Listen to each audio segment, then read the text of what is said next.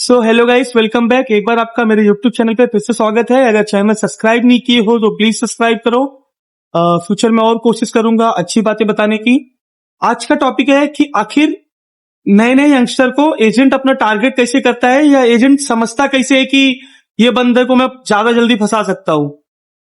सबसे पहले बात करते हैं कि आजकल तो जो यंगस्टर जिपरेटिक कर रहे हैं, रियल विश्वास करो, मैंने कितने लोगों से बात किया हुआ है, उनको कुछ ज्ञान नहीं है। मतलब कोर्स कर लिया है, बस इतना पता है, बाकी उनसे कुछ पूछ लो कि ये क्या होता है, कुछ नहीं पता है। तब तो एजेंट फायदा उठाना ही है भाई, वो कंफर्म है। तब तो ऐसे लोगों का तो वेट कर रहा है एजेंट। सो गाइस, स्टार्ट करते हैं। सबसे पहले बंदा जो जिपरेटिंग कर रहा है वो सबसे बड़ी गलती करता है क्योंकि उसको कुछ पता नहीं रहता है। मतलब आधी अधूरी नॉलेज लेके वो एक तो कोर्स कर लेता है। मतलब कब मर्चेंट नेवी कॉलेज पहुंच गया, उसने कोर्स कर लिया, वो भी आधी अधूरी नॉलेज। हाँ, मुझे लग रहा है 10% भी नॉलेज नहीं रहता है। कुछ नॉलेज नहीं है कि आखिर फंक्शन कैसे करता है मर्चेंट नेवी में।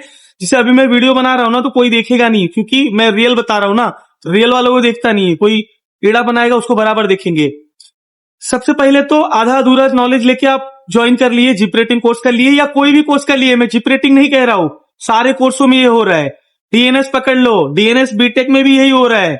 विदाउट स्पॉन्सरशिप करोगे तो डीएनएस बीटेक जिपरेटिंग से बदतर हो जाएगा, ऐसा है।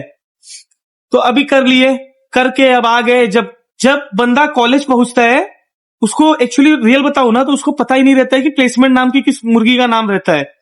जब वो कॉलेज पहुंचता है, जब जिपरेटिंग करना चालू करता है, तब उसको पता चलता है अच्छा प्लेसमेंट नाम का भी कोई चीज होता है क्या। तब उसके दिमाग में हिंट करता है, अरे यार प्लेसमेंट कैसे मिलेगा।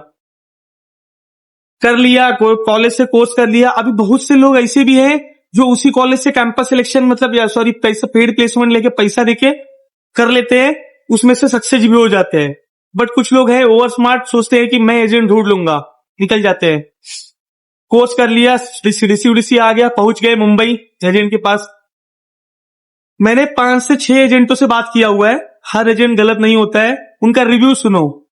मैंने उनको ये पूछा कि आप लोग, जब आपके पास बड़ा जहाज है नहीं, आप छोटे जहाज है आपके पास, तो आप लोगों को गुमराह क्यों करते हो कि हमको बड़ा जहाज देंगे।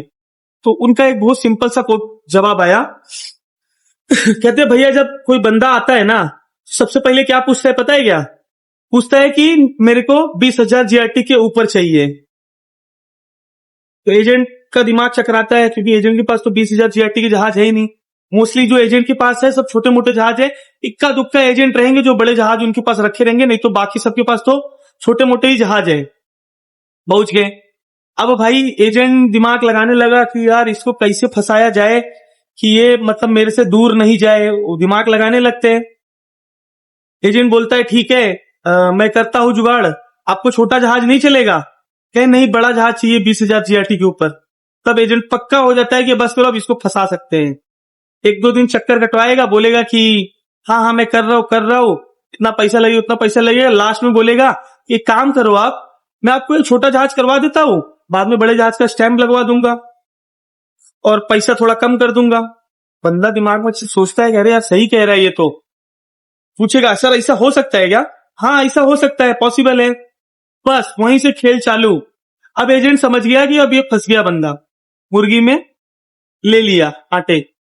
अब ये पूरी तरह मुर्गी फंसा दिया। ले लिया, ठीक है, पैसा ले लिया। पैसा लेके चक्कर कटवाते रहेगा 1 महीना 2 महीना।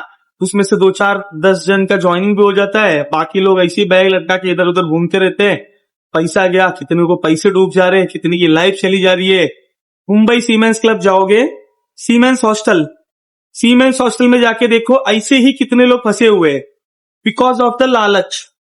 अब यहाँ पे गलती क्या हो गया, आप ये सोचने की कोशिश कर रहे होगे ना, गलती क्या हो गया? गलती ये हो गया कि सबसे बड़ी चीज, आपको इतना चीज क्लियर रहना चाहिए कि किसी भी एजेंट के पास इक्का दुक्का को छोड़ के बड़े जहाज है नहीं। तो आप कोई भी एजेंट के पास जा रहे हो, सबसे पहले बड़ा जहाज डिमांड ही मत करो। सीधा कहो कि मेरे को छोटा मोटा जहाज चलेगा, कम पैसे में बताओ, ये करो। आप बड़ा जहाज पूछेगा, एजेंट आपको स्टैम्प का ज्ञान देगा। अभी भी मुंबई में कितने लोग मेरे को मैसेज करते हैं जिनका सीडीसी सरेंडर हो गया है, स्टैंप लग गया है, ब्लॉक कर दिया है, इसी एजेंट के खेल के चक्कर में। क्या किया, छोटा जहाज कहीं पे मारा, बड़ा जहाज का स्टैंप ले लिया, इंडिया आ गए। अभी डीजी शिपिंग एक्शन में, डीजी शिपिंग ने सब ब्लॉक कर दिया। आप फंस गए, अब जाओ एजेंट ढूंढो, एजेंट कुछ बोल ही नहीं रहा है, एजेंट खुद ब्लॉक पड़ा है, एजेंट की खुद की लगी पड़ी है, वो क्या तुम्हारा हेल्प करेगा। सो कभी कान खोल के सुनो, आपकी सीधा सा बात है, सीधा सा एकदम क्लियर कट बात है। आपको सबसे पहले वो यही बात पे फंसाएगा कि आप बड़ा जहाज अगर पूछ लिया, आप उससे जाके पूछ लिया कि मेरे को बड़ा जहाज चाहिए, तब आप फंस गया। क्योंकि याद रख लो, कोई भी एजेंट हो, मोस्ट ऑफ द एजेंट के पास बड़े जहाज है ही नहीं, सब छोटे मोटे जहाज है। बड़े जहाज जो होते हैं भाई, वो आईटीएफ लेवल के जहाज बड़ी बड़ी कंपनियों के पास होते हैं। ये एजेंट लच्चू पच्चू है, इनके पास कहां से आएगा बड़ा जहाज। तो कोई भी एजेंट के पास जा रहे हो, बोलो कि मेरे को छोटा मोटा जहाज चलेगा, कम पैसे में करा दो, वो सेफ रहेगा। सबसे इंपॉर्टेंट, पेमेंट नहीं करना है आपको पहले, कोई भी पेमेंट। आप अपना गरज मत दिखाओ एजेंट को, आप गरज को अपने एजेंट को गरज दिखाओगे तो वैसे ही एजेंट आपको लूटता रहेगा। आप सीधा कहो कि जिस दिन मैं फ्लाई होऊंगा या फॉर्म 1 आएगा उस दिन मैं पेमेंट कर दूंगा, वो ठीक है। अब सोच रहे हो फॉर्म 1 क्या होता है।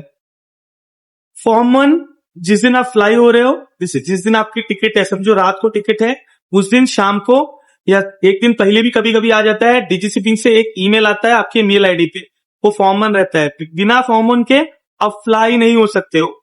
फॉर्म 1 भी आजकल डुप्लीकेट आ रहा है, फॉर्म 1 को आप वेरीफाई कर सकते हो।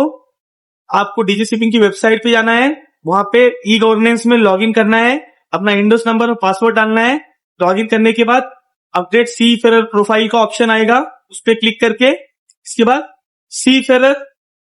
सी सर्विस डिटेल दिखाता है, सी सर्विस डिटेल पे क्लिक करोगे, आप इजिली वेरीफाई कर सकते हो।